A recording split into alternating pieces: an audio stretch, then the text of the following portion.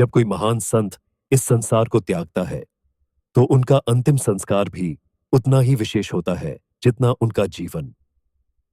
भारत में संतों को जल समाधि दी जाती है, लेकिन क्यों?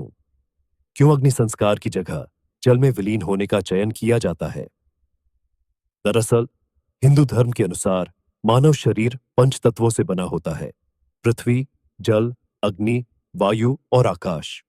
साधारण व्यक्ति के लिए अग्नि संस्कार किया जाता है, लेकिन संतों को जल में प्रवाहित किया जाता है क्योंकि वे पहले से ही सांसारिक इच्छाओं से मुक्त होते हैं।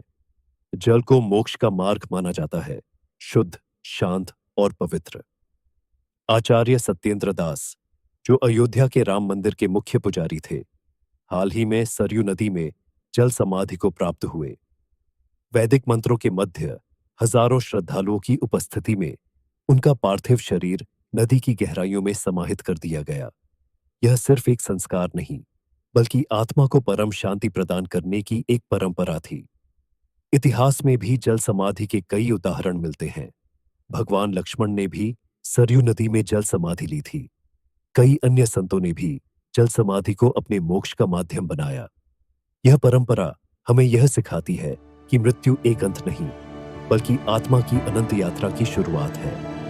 तो जब अगली बार आप किसी नदी की लहरों को देखें, तो रुककर उसकी शांति को महसूस करें। शायद उसमें किसी संत की आत्मा की दिव्य ऊर्जा समाहित हो।